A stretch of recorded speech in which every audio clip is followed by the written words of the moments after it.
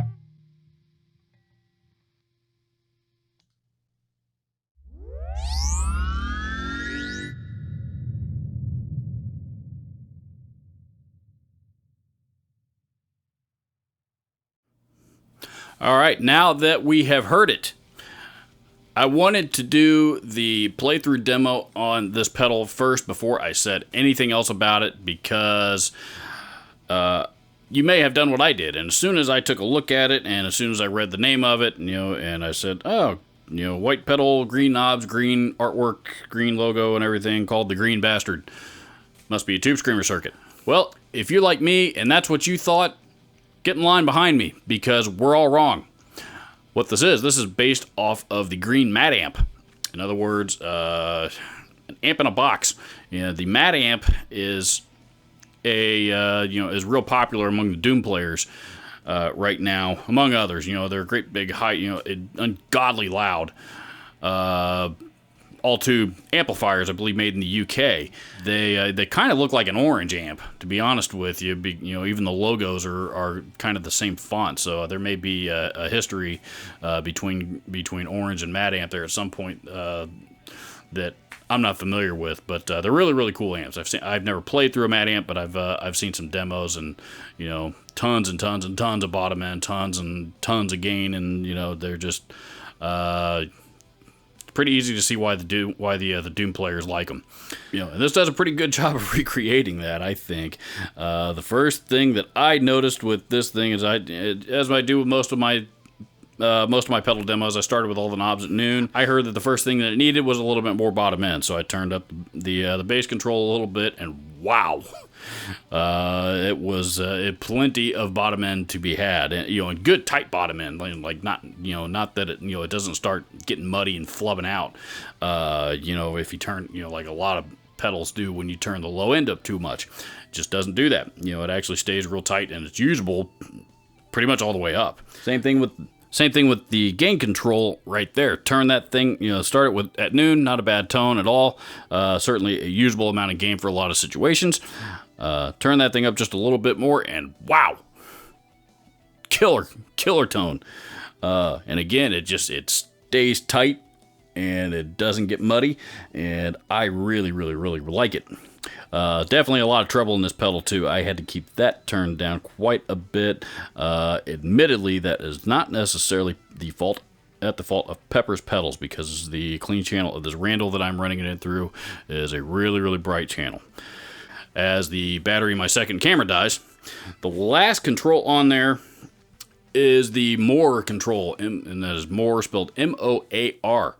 This pedal, by the way, was another pedal that was sent to me out of Park Kingery's stash. Park and Tony Peppers actually are pretty good friends, and I told Park I was getting ready to dive into this thing, and asked him, a little bit about that particular control, because that was the only thing on there that was not real self-explanatory to me. So he said, "Let me tell Tony," and Tony reached out to you. Tony and I were already friends on Facebook.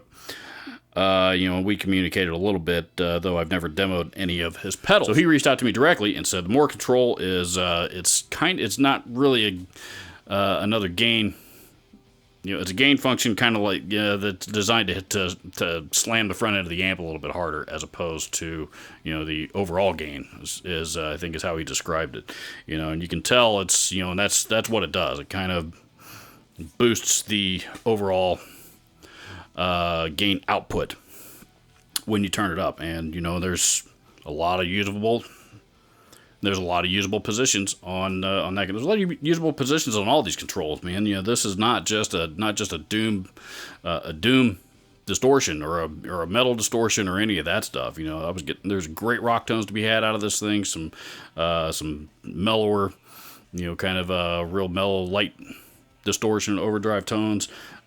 This thing does a lot, and it's a really, really cool pedal, and I think I would be doing Pepper's pedals a serious disservice if I did not mention the build quality on this thing, because it is built like a rock.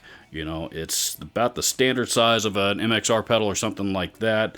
Very, very similar in stature and layout in a lot of cases, but these knobs are real good and tight. So, if you accidentally bump it with your foot, you're probably not going to screw up your settings too bad, and it just feels solid.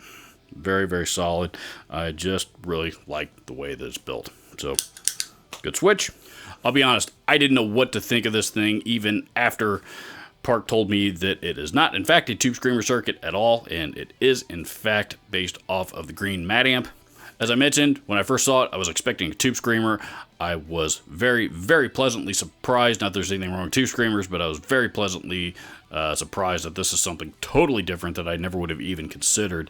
And now I want one.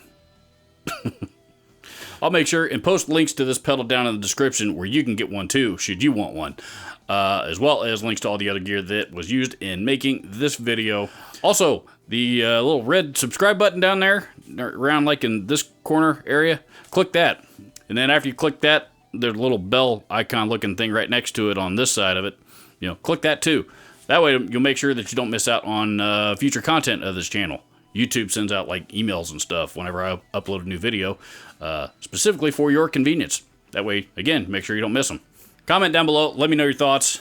Thank you so much for watching. I will see you in the next video.